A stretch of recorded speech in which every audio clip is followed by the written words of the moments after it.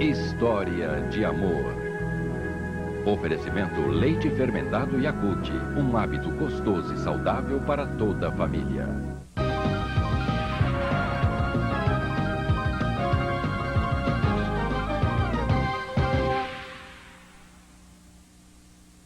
Boa noite. Um casal de Campinas morreu no acidente com o avião da empresa peruana Falset ontem à noite no Peru. Sônia Pérez, brasileira, e o marido dela, o dentista Júlio Pérez, peruano, tinham ido ao casamento de um sobrinho. O outro brasileiro morto no acidente é Targino Lins Albuquerque Pessoa. Ele morava em Diadema e estava no Peru a serviço da empresa Transritmo. 1000 operários já estão trabalhando para recuperar a Via Dutra. A estrada passou hoje para o controle de empresas privadas, que têm a obrigação de solucionar os principais problemas da rodovia em 6 meses. O trabalho começou com a limpeza dos acostamentos que estão tomados pelo mato. As obras de recuperação do asfalto começam em 15 dias e serão feitas à noite, para não atrapalhar o tráfego que normalmente já é intenso na Dutra. O contrato do governo com as empresas diz que o pedágio só deverá ser cobrado depois que terminarem as obras mais urgentes, o que deve acontecer em agosto. O contrato prevê também a instalação de bases operacionais como essa aqui. No começo serão 7 e depois 11 ao longo de toda a rodovia. Elas vão servir como centrais de atendimento para os motoristas, com telefone, serviço de informações, atendimento médico e guincho para carros e caminhões. 14 carros de socorro já foram hoje para a estrada. Cada um cobre 30 quilômetros de pista. A ajuda é mais do que bem-vinda. Quando você quebrava aqui, você tinha que ficar na estrada mesmo. Então isso aí é o melhor para nós, né? Esse tipo de serviço vai ser pago com dinheiro do pedágio. A tarifa deve ficar em R$ 3,00 e será cobrada em 4 postos, na ida e na volta.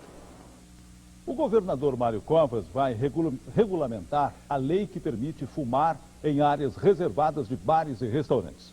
Na capital, a prefeitura proibiu o fumo nesses locais. E o fumante vai obedecer a quem? Quem manda nos cinzeiros, o Estado ou o município? Por este decreto do prefeito Paulo Maluf, é proibido fumar em bares e restaurantes. Quem desobedecer está sujeito a uma multa de R$ 400, válida também para quem deixar os clientes fumarem. Só que esta outra lei sancionada pelo governador Mário Covas é mais branda. Obriga apenas os bares e restaurantes com mais de 100 metros quadrados a criar uma área especial para quem não abre mão do cigarro. Fumar ou não fumar? Se a dúvida ainda atormenta muitos consumidores, cria uma situação cinzenta do outro lado dos balcões.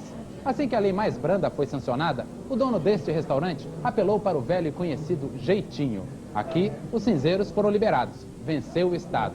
Já a filial continua território proibido para os fumantes, com base na lei do município. Qual lei que você acha melhor? Que o senhor usa aqui ou que o senhor usa na filial? Comercialmente essa aqui. E se o senhor for multado? Recorro.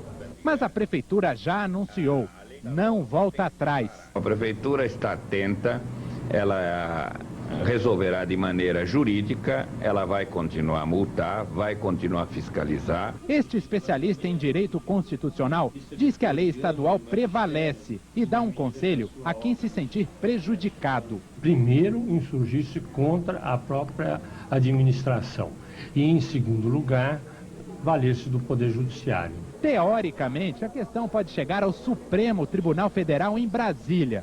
Até a Justiça decidir quem pode apagar os cigarros, a polêmica continua acesa. Foi enterrado agora há pouco em Campinas o corpo do prefeito José Roberto Magalhães Teixeira. Ele morreu de câncer aos 58 anos. Milhares de pessoas compareceram ao velório no saguão da Prefeitura de Campinas. Entre elas, os ministros Sérgio Mota, José Serra e o governador do estado, Mário Covas. O presidente Fernando Henrique Cardoso foi representado pelo ministro-chefe do Gabinete Civil, Clóvis Carvalho. O caixão foi levado num carro do Corpo de Bombeiros para o cemitério do Flamboyant.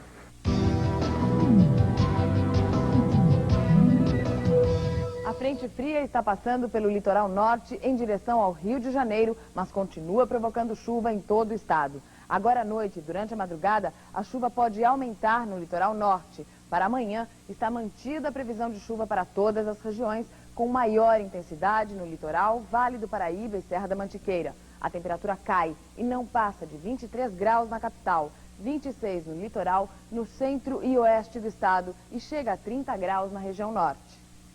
Para a Faculdade de Medicina da USP, a equipe do médico Silvano Raia não cometeu erro no tratamento do sociólogo Florestan Fernandes, que morreu depois de um transplante de fígado. Segundo o laudo da congregação da faculdade, a morte foi provocada por falha técnica durante uma sessão de hemodiálise. Florestan Fernandes morreu de embolia gasosa provocada pela entrada de ar no aparelho. As multas de trânsito com base nas fotos de radar podem não valer. Veja em instantes no São Paulo Já.